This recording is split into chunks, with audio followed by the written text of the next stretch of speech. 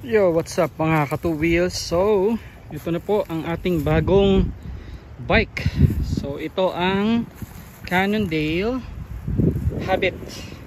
It's the Habit HT3. Okay, so ito ay medium size 29er. So, nag-hardtail na po tayo. Okay, alright. So, quick specs ng frame muna tayo. Unahin natin yung frame. So yung frame, like I've said, medium 29er siya. Okay, tapered head tube. And ang makagandahan ng frame na to,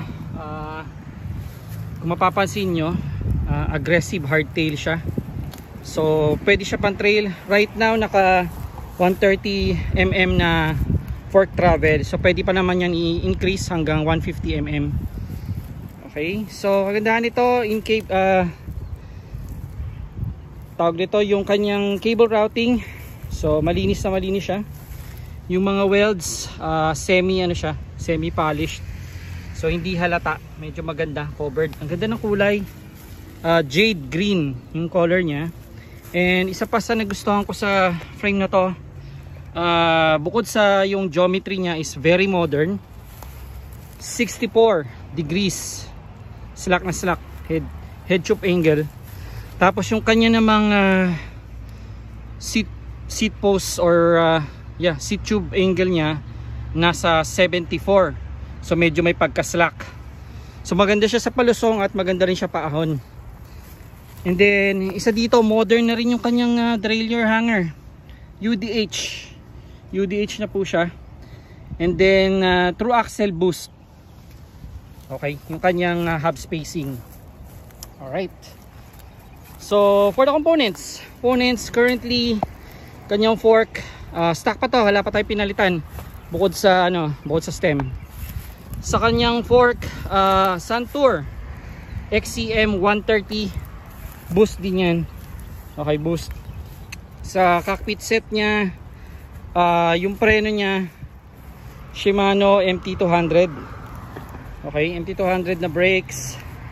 Yung kanyang group set, naka Microshift Advent X. Ito yung bagong klase ng Microshift Advent. So 10 speed yan. 10 speed, 1148 teeth. So kayang-kaya naman kahit yung mga matitinding ahon. For the crankset, Pro wheel na 30 teeth hollow tech. Ang maganda rito, 165mm yung haba. So mas mataas yung clearance niya. Okay, mas maganda yung clearance niya sa mga sa trail. So hindi ka masyadong magwo-worry sa mga pedal strikes. Okay? So naka-dropper post na rin 'to. Trans-X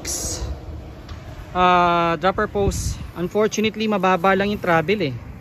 For the medium size, 120mm lang. Mas maganda sana kung at least 150 para pwede pa isagad. Okay? For the wheel set naman, yung hubs ito, front and back, Shimano MT400 boost. Yung kanyang rim, WTB STX I-25 yung inner width. So yun nga lang, limited yung size ng gulong na pwede mo ikabit.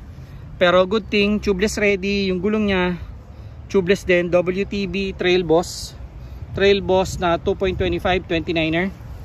Yung harap na gulong, W3B Breakout 2.3. So mas malaki ng konti. Both tubeless. So yun yung isa sa upgrade na ginawa ko. Naka-tubeless na to. Pinalitan lang natin ng tubeless na valve. And then rim tape. Tapos sealant. So yun. Cockpit. Ito. Short stem din naman yung dati nito. Cannondale din. 5mm lang yung shorter. Pero so far so good. Yun yung gusto kong setup. Yung saddle naman niya Cannondale din. Cannondale branded. As well as the grips. Okay, so ayun. So far, nandito ako sa Philinvest Trail. Maganda yung response niya for me sa trail. I-upgrade pa natin yan. Unahin ko yung brakes. Medyo pag trail na, dinala ko na to sa mga gravity trail. Medyo kakailangan ko ng mas magandang brake tsaka yung front fork. Sa group set, ang ganda ng nito. Ang ganda ng performance nung Advent X. Gustong gusto ko, crispy at saka napaka smooth. Okay, yun lang mga katuwis. Mabilisan lang na bike check sa ating bagong Cannondale Habit 3. Alright, see you again guys on the next trail ride. Bye bye.